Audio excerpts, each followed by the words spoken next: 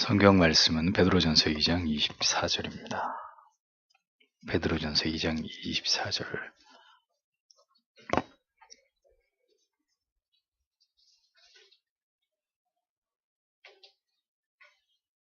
같이 읽겠습니다. 친히 나무에 달려 그 몸으로 우리 죄를 담당하셨으니 이는 우리로 죄에 대하여 죽고 의에 대하여 살게 하려 하심이라. 저가 채찍에 맞음으로 너희는 나음을 얻었나니. 아멘. 오늘은 26에서 27항 오직 그리스도의 은혜만이 죄를 참되이 보속하며 양심의 평안을 베풀어 줌. 또 28항에서 30항까지만 각가지 구분과 반론들을 살핌, 이 내용을 해설하도록 하겠습니다. 26항 그리스도께서 완전한 보속을 이루셨음. 자, 가톨릭은 죄사함과 화목은 세례를 통해서 그리스도로 말미암아 하나님의 은혜 속으로 들어갈 때 단번에 일어나지만 세례를 받고 난 이후에는 세례를 받은 이후의 범죄에 대해서는 이제 보속을 통해서 회복을 해야 된다, 이렇게 주장을 합니다. 더 나아가서 교회의 열쇠, 사제들이 가지고 있는 속죄권, 이 열쇠를 통하지 않고는 그리스도의 피가 아무런 효력을 발생시키지 못한다, 이렇게 주장을 합니다. 그런데 베드로전서 2장 24절에는 신이 나무에 달려 그 몸으로 우리 죄를 담당하셨으니 이는 우리로 죄에 대해 죽고 의에 대해 살게 하려 하십니다. 저가 채찍에 맞음으로 너희는 나음을 얻었나니. 이렇게 이 말씀을 근거로 그리스도의 죽으심으로 죄의 형벌이 지불되었음을 인정하면서도 이것은 세례받기 전에 죄의 문제 해결이고 세례 이후의 죄는 회개로 형벌이 감면되어서 결국 그리스도의 십자가와 우리의 보속을 통해서 죄가 사해진다. 또 동일한 성경 말씀을 보고도 가톨릭은 이제 이런 보속의 중요성, 보속의 필요성을 얘기하고 있는 거예요. 세례 전의 죄는 세례 받음으로 단번에 다 해결이 되지만 세례 이후에는, 세례 이후에 짓는 죄는 보속이 따라와야 된다. 보속이 없으면 그리스도의 십자가의 죄 씻음의 효력이 우리에게 미치지 못한다. 이런 이제 말도 안 되는 주장을 하는 거죠. 요한 1서 2장 1절에서 2절, 12절에서 분명히 예수 그리스도만이 우리의 죄를 위한 화목 제물이라고 제시하면서 그리스도 외에 죄를 대속하기 위한 다른 보속은 존재하지 않는다. 성경이 분명히 선언하고 있습니다. 그리스도만이 유일한 대속, 값을 대신 지불하고 그 모든 죄의 대가를 지불하신 그리스도만이 대속주이시다. 분명히 말씀하고 있다는 거죠. 그리스도만이 영원한 대언자로서 우리를 위해 간구하시고 아버지의 사랑 안에서 우리를 회복으로 이끄신다고 성경이 분명히 명시하고 있는 것입니다. 오직 그리스도만이 죄를 사하시는 영원한 화목 제물이 되실 뿐 인간이 자기 죄를 위한 어떤 노력으로도 어떤 보속의 대가를 지불하는 것으로도 우리의 죄를 사할 수 없다. 이것이 성경이 분명히 우리에게 말씀하고 있는 속죄의 원리죠. 그러니까 바로 이 점에서 가톨릭과 개신교의 분명한 속죄에 대한 교리, 구원관에 있어서 현격한 차이가 존재하는 것입니다. 세례요한의 말처럼 오직 예수 그리스도만 우리의 죄를 없게 하시는 분이시고 그리스도만 홀로 하나님의 어린 양이실 뿐입니다. 그분이 유일하신 속죄와 화목의 제물이실 따름입니다. 그러니까 그리스도가 유일무이한 보속일 뿐이지 누구도 어떤 인간도 자기의 죄를 위한 보속을 감당할 수 있는 자격이나 능력이 존재하지 않는다. 이것이 성경의 분명한 가르침이에요. 또 오직 죄를 사하는 권세는 사제에게 있는 게 아니라 하나님께로부터 말미암는다. 우리의 모든 죄의 형벌을 그리스도께서 모두 감당하심으로 하나님의 심판대 앞에서 우리의 모든 죄책을 씻으신 것은 그리스도의 공로이시다. 이것이 성경의 가르침입니다. 그리스도께서 이루신 속죄에 우리는 거저 참여할 뿐이라는 거죠. 그렇기 때문에 이 천주교의 보속의 교리는 그리스도께서 완전히 단번에 이루신 속죄의 대속의 모든 영광을 빼앗는 참남한 주장이 아닐 수 없는 것입니다. 그렇기 때문에 이런 보속의 교리를 주장하는 가톨릭은 명백한 이단이라는 거예요. 절대로 우리와 뭔가 이렇게 같이 갈 수 있는 기독교라는 이름 안에, 큰 테두리 안에 로마 가톨릭이 존재하지만 성경이 말씀하고 있는 속죄의 교리를 이렇게 왜곡시킨 가톨릭, 그러니까 가톨릭이 옳으면 우리가 이단인 것이고 우리가 옳으면 가톨릭이 명백히 이단이 되는 것입니다. 재론의 여지가 없는 거죠. 그러니까 왜 카톨릭을 이단이라고 말하지 못하냐 이겁니다. 27번째, 보석의 논리는 그리스도의 영광을 빼앗고 양심을 괴롭힘. 보석의 논리를 배격하면서 우리가 분명히 붙들어야 되는 진리는 이것이라고 칼빈이 말합니다. 곧 십자가의 죽으심으로 모든 인간들의 죄를 영원히 단번에 속죄하신 그리스도의 영광을 순전하게 지켜야 된다는 점과 우리의 죄의 문제는 우리의 양심을 통해 죄사함을 확신함으로 하나님과 화평을 누릴 수 있다는 이것이라는 거죠. 다른 것은 절대로 우리를 죄에서 자유케 할 수 없고 오직 그리스도의 대속하심 그리고 내 죄의 문제를 내 양심을 통해서 내가 하나님 앞에 그리스도 앞에 우리의 죄를 고조했기 때문에 그리스도의 보혈로 말미암아 나는 죄 사함을 받았다는 이 양심의 자유함을 통해서 우리가 하나님의 화평을 누릴 수 있다. 우리가 붙들어야 될 것은 이것이라는 거죠. 이사야 선지자는 분명히 하나님께서 아들을 통해서 이루신 죄인들의 완전한 속죄를 분명하게 증언했습니다. 카톨릭의 주장처럼 세례를 통해서 처음 죄를 씻은 이후에는 각자가 회개에 합당한 보속을 드려야 그리스도를 통한 소지의 효능을 느낄 수 있다는 주장. 성경의 모든 말씀을 근거해도 그런 주장은 가증스러운 거짓된 주장일 뿐이라는 것을 명백하게 우리가 이것을 드러난 이 진리를 우리가 기억할 필요가 있다는 거죠. 인간의 행위와 그리스도의 은혜가 이렇게 협력할 때 우리의 지은 죄를 사함받을 수 있다. 바로 이런 주장은 그리스도의 영광을 빼앗는 명백히 참남하고 가증한 주장이 아닐 수 없는 것이다라는 거죠. 인간의 어떤 행위도 그리스도의 속죄의 은혜와 결합해서 인간의 죄의 문제를 대속할 수 없습니다. 우리의 양심은 우리의 보속을 통해서 자유함을 얻을 수 있다는 주장에 대해서 결코 자유함을 얻을 수 없는 거죠.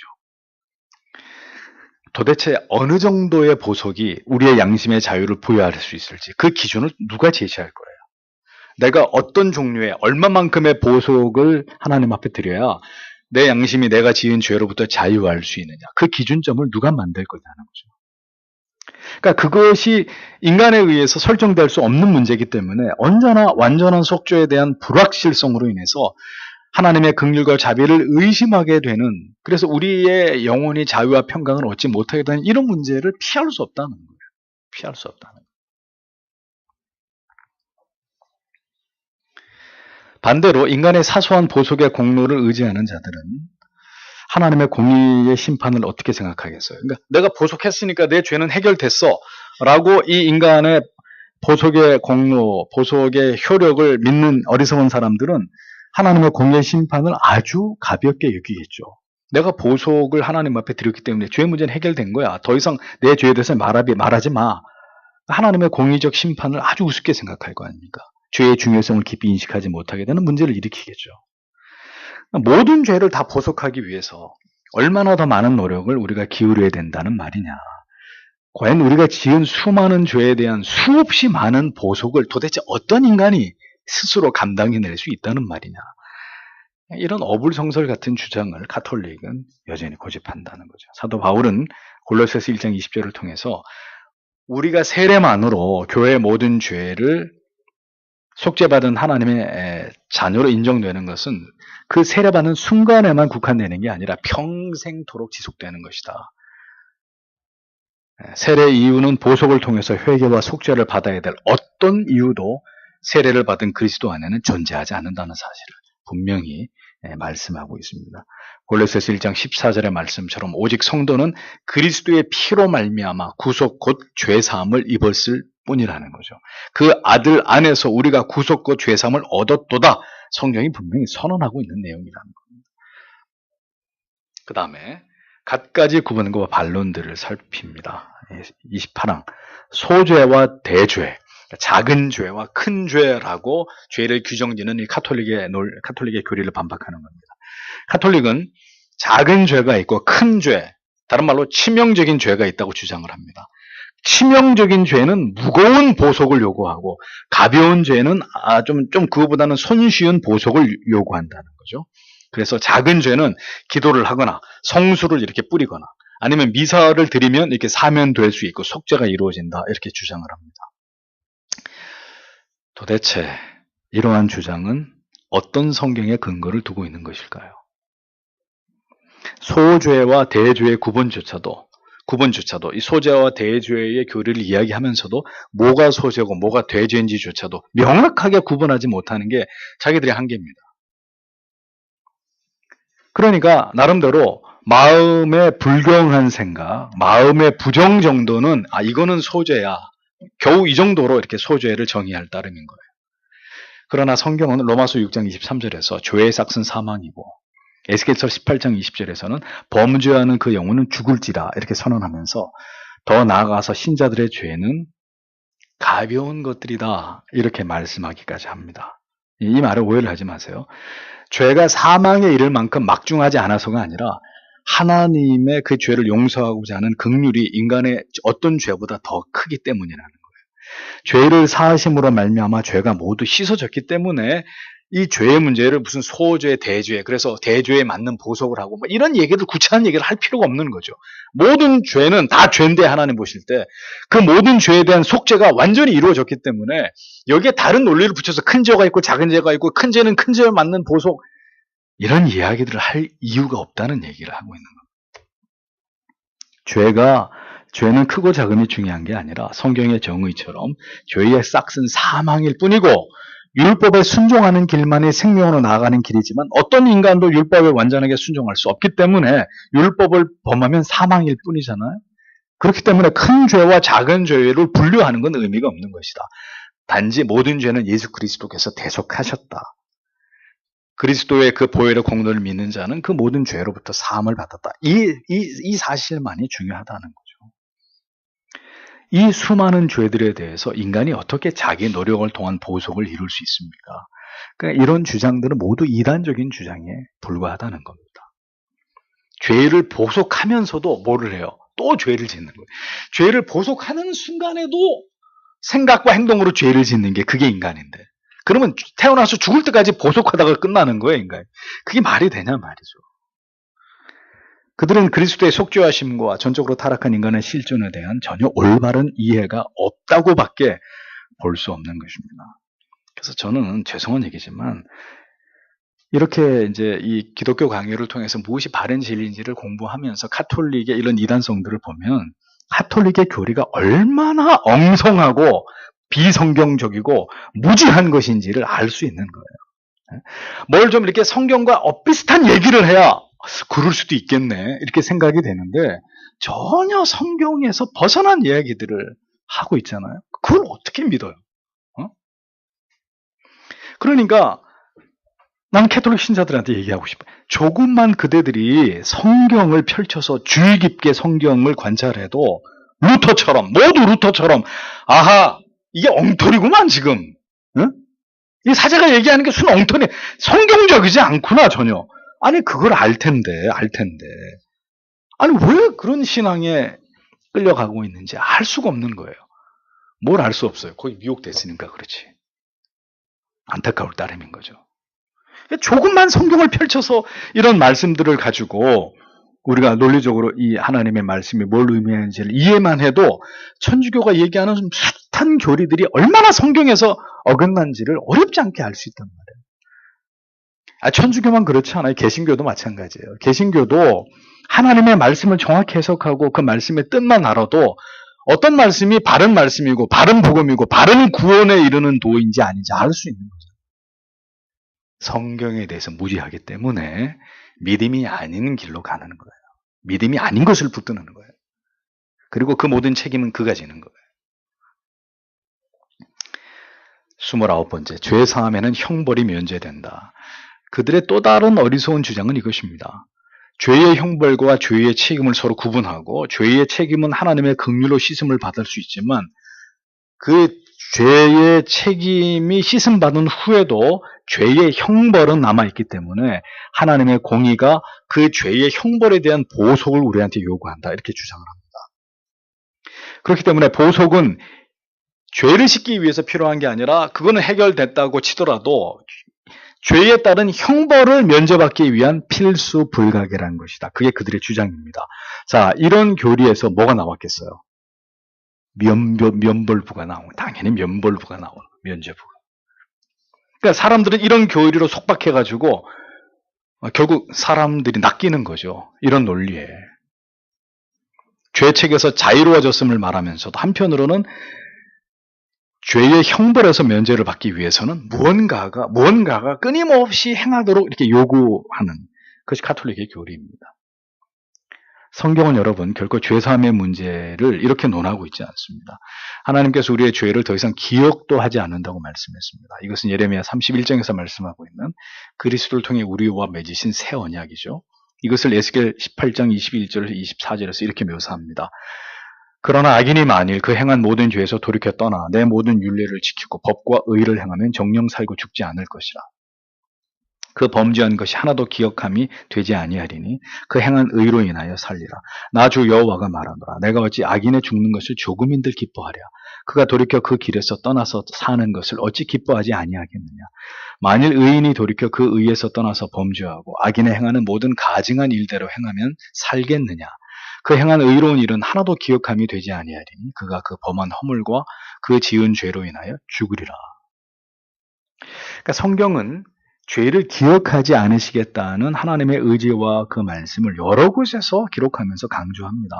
우리의 죄를 등 뒤로 던지셨다는 말씀, 내 허물을 구름같이 사라지게 하셨다는 말씀, 모든 죄를 깊은 바다에 던지셨다는 말씀, 죄를 가리워 주시겠다는 말씀, 여러 곳에서 완전한 속죄에 대해서 분명히 성경이 증언하고 있다는 거죠. 그러니까 성경은 절대로 죄의 책임을 우리에게 묻지 않을 것이라는 것을 일관되게 강조하고 있습니다. 그래서 아우구스티누스를 칼빈은 또다시 인용하죠.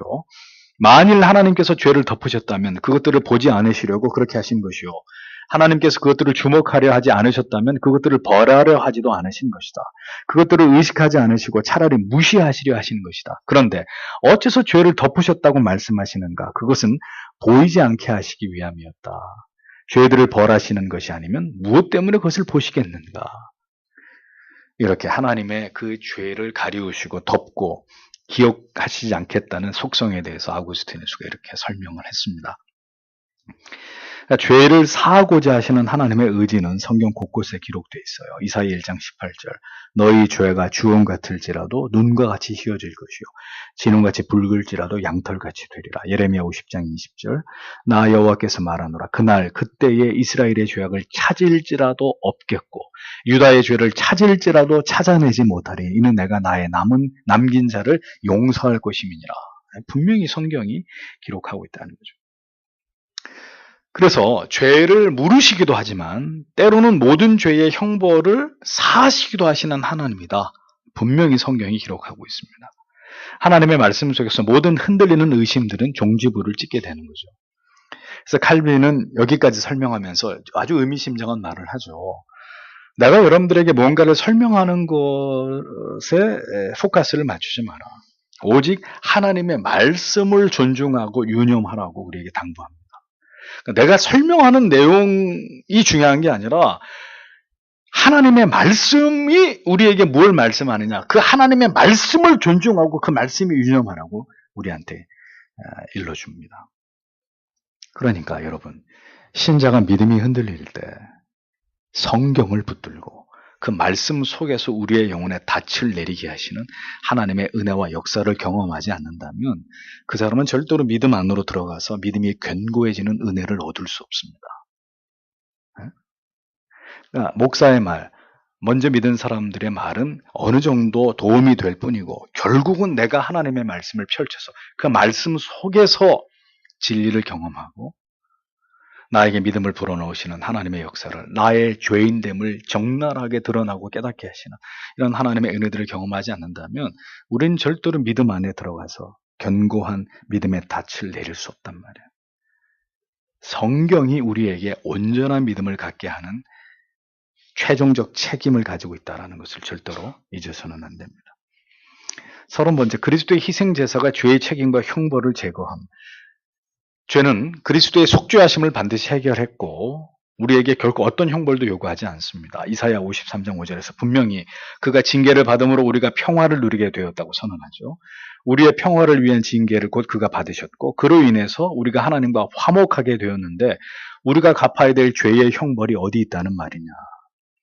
모든 진리에 대한 어리석음이 우리를 미신에 사로잡히게 하고 그릇된 교리에 묶여서 우리 영혼의 자유함을 잃어버리게 만든다는 것을 우리는 기억해야 합니다. 그래서 여러분, 칼빈의 기독교 강요를 공부하시게 되면 만약에 칼빈이 이 로마 카톨릭에서 성경적인 올바른 신앙을 이렇게 축출해가지고 이 카톨릭의 부패한 교리로부터 이 프로테스탄트의 교리를 이렇게 확립해주지 않았다면 어떤 일이 벌어질까요? 우리가 여전히 어리석은 교권주의 아래서 숨막히는 그런 신앙생활을 했을 것입니다. 아니면 카톨릭하고 개신교하고 적당히 섞인 루터교를 쫓아가고 있는지. 사도 바울은 그리스도로 말미암아 구속이 이루어졌음을 언급할 때마다 아포루트로시스라는 단어를 사용합니다. 아포루트로시스, 헬라 말인데 이 무슨 뜻이지? 도로 찾아옴 이런 뜻이에요. 그러니까 이 단어를 통해서 구속의 값을 그리스도께서 대신 지불하고 우리를 완전히 찾아왔다. 이 뜻을 명백하게 밝히는 거죠. 결코 인간의 보속 따위가 하나님의 그리스도의 대속을 통해서 그가 곧 희생 제물이 되심으로 우리의 모든 죄책의 값을 지불하신 그리스도의 은혜, 인간의 보속이 아니라 그리스도의 희생 제물 되심, 그리스도의 대속, 그리스도의 죄책의 모든 값을 지불하심. 그것을 통해서 우리가 영원히 해방되는 것이다. 이걸 분명히 얘기하는 거죠. 그러니까 죄에 대한 보속은 오직 희생 제물로 말미암는데 그게 구약의 여러 규례에서 밝히는 바이잖아요. 그러니까 궁극의 보속은 인간의 행위가 아니라 완전한 희생 제사를 통해서 가능한데 그 완전한 희생 제사의 제물이 누구냐? 예수 그리스도이시다. 그 얘기죠. 그러니까 그리스도의 희생을 통해서만 대속, 완전한 보속이 이루어지는 것이다. 그래서 카톨릭은 영원한 형벌과 일시적인 형벌로 또 형벌을 구분해서 이야기합니다. 일시적인 형벌은 영원한 사망을 제외한 모든 우리의 육체와 영혼에 가해지는 형벌을 지칭합니다. 근데 이런 구분이 아무 의미가 없다는 거예요. 하나님이 우리를 죄책과 형벌에서 사하심은 우리의 모든 죄책과 형벌을 다 포함하기 때문이라는 겁니다. 그러니까 칼빈은 죄책만 사해지는 게 아니라 죄의 형벌까지 사해진다고 분명히 주장을 합니다. 자, 이제 여기까지 제가 죄책은 세례를 통해서 그리스도의 피로 해결이 되는데 형벌은 남는다. 이런 얘기를 지금까지 여러분들에게 말씀드렸고, 그러니까 형벌을 해결하기 위해서 보석이 필요하다.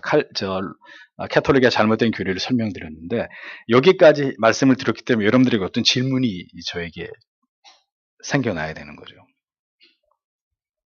어떤 질문이요? 그럼 죄를 지어도 벌을 받지 않는 거야? 회개하면 죄도 없어지고 죄에 대한 벌도 없어지는 거야? 이런 생각을 하실 수 있겠죠. 죄를 지어도 회개를 하면 어떤 벌도 받지 않는 건가? 이런 오해를 충분히 여러분들이 이 기독교 강요의 바로 이 부분을 통해서 가질 수 있습니다. 그러면 여러분들 생각해 보십시오. 성도 여러분. 누가 죄를 중하게 여기겠습니까? 누가 죄책을 두려워하겠습니까? 모두 다 방종의 삶을 살지 않겠습니까? 회개하면은 죄만 사해지는 게 아니라 벌도 받을 이유가 없어. 모두 다 통째로 다 없어지는 거니까. 회개하면은 얼마든지 내가 지금 죄를 짓고 회개하면은 다 끝나는 거겠네. 이 부분을 오해하면 바로 이러한 오류에 빠지는 것입니다. 여러분, 칼빈이 말하는 형벌까지 사해졌다는 말은 죄의 궁극의 형벌이 존재하지 않는다는 뜻입니다. 죄는 반드시 고통을 수반합니다. 그 대가를 지불하게 만듭니다. 그러나 그 죄로 인한 영원한 형벌이 존재하지 않는다. 죄의 형벌은 뭐예요? 지옥이잖아요. 거기서부터 우리가 죄사함을 통해서 그것까지 다 해결됐다는 뜻이지, 어떤 죄를 지어도 회개하면 어떤 벌도 받을 필요가 없고 그냥 회개한 걸로 그 죄의 문제는 다 끝났다, 이 얘기를 하고 있는 것이 아니라는 거예요. 그리스도로 말미암아 우리가 죄의 책임에서 구원받았다는 의미는 죄의 책임으로서의 지옥의 형벌로부터 영원히 우리가 벗어났다는 것을 의미하는 거지, 어떤 죄를 지어도 그 죄로 인한 고통이 따르지 않는다는 의미가 아니라는 것을 여러분들이 정확하게 유의해서 이 부분을 이해하실 필요가 있다는 것입니다. 속죄의 문제를 두고도 보십시오. 캐톨릭과 기독교가, 이 개신교가 이렇게 본질적인 큰 차이를 갖습니다. 구원에 이르는 바른 믿음을 찾아가는 과정에서 여러분 이런 지식들이 왜 우리한테 중요한 게 아니겠습니까? 어? 왜 우리한테? 그러니까 속죄가 어떻게 이루어졌는지, 속죄에 대해서 카톨릭은 어떤 주장을 하는지, 그러면 성경적인 속죄는 뭔지, 그럼 이런 것도 모르고 예수를 믿고 죄가 사함 받았다고 생각하고 어떤 것이 성경적인 회개인지도 모르고 이렇게 그냥 마음대로 그냥 교회만 다니는 것으로 나는 구원받았다고 생각하는 이런 단순한 믿음이 얼마나 위험한 것이냐. 얼마나 많은 경우에 많은 사람들이 교회를 다니면서도 이스라엘 백성들이 범하고 있는 똑같은 완악하고 하나님의 말씀을 거부하고 불순종하는 그런 죄를 저지르고 있느냐. 그런데도 자기들은 구원의 천국에 갈 거라고 철떡같이 믿는 이런 모순된 신앙생활을 하고 있는지를 보시라 이겁니다. 그래서 성경은 로마서를 통해서 구원에 이르는 구원에 이르는 믿음을 아주 선명하게 우리한테 얘기하는 거예요. 그 시대에 이스라엘 백성들에게까지 구약의 모든 말씀들을 끌고 와서 그들의 멸망의 이유가 뭔지를 사도가 설명하면서, 그런데 그 말씀이 그 시대만 국한되는 말씀이냐? 모든 시대를 살아가는 성경의 신구약 말씀을 보고 들으면서도 모든 시대를 살아가는 그리스도인들이 이스라엘 백성들이 갔던 그 길로 걸어가면 모두 다 멸망이라는 거예요.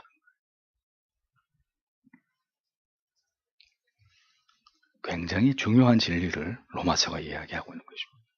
자꾸 지금 기독교 강요하다 로마서로 갔는데, 그러니까 안타까운 것은 오늘도 많은 교인들이 이러한 구원의 올바른 도에 대해서, 올바른 믿음에 대해서 알 바 없고 그냥 자기들을 위로하고 행복하게 해주는, 자기들의 영혼에 감동적인 힐링을 도모하는 그런 메시지만 선호하고 있다는 겁니다.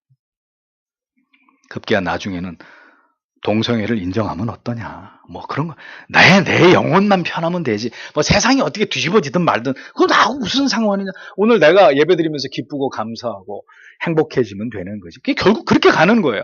이런 모든 진리의 가르침에 이런 것들이 나한테 필요 없다고 생각하고 이런 것들을 배워서 뭐 하냐고 생각하는 이제 그런 신앙으로 가게 되면 결국 그렇게 되는 거예요. 어떤 일이 벌어지더라도 나만 편하면, 내 영혼만 편안하면 되고 나만 기쁨이 넘치면 돼. 그건 뭘 상관이야. 그건 내 알 바 아니야. 이런 정체불명의 신앙을 가진 신자가 되는 겁니다. 그런 무지한 신앙이 안주하면서 나만 괜찮으면 된다. 이런 극단적인 잘못된 신앙에 빠지게 되는 거예요. 성도 여러분, 바르게 알지 못하면 바르게 믿지 못합니다. 성경을 통해서 더 바른 진리를 추구하고 신앙의 모든 요소들에 대해서 성경과 이런 모든 진리의 정확한 가르침을 통해서 그것들을 추구하고 그것들을 지켜나가는 그런 교회가 성도 여러분들이 분명히 되어져 가셔야 할 것입니다. 하나님이 그 길을 걸어가도록 우리에게 은혜를 주시기를 이 시간에도 하나님 앞에 다 함께 기도하겠습니다.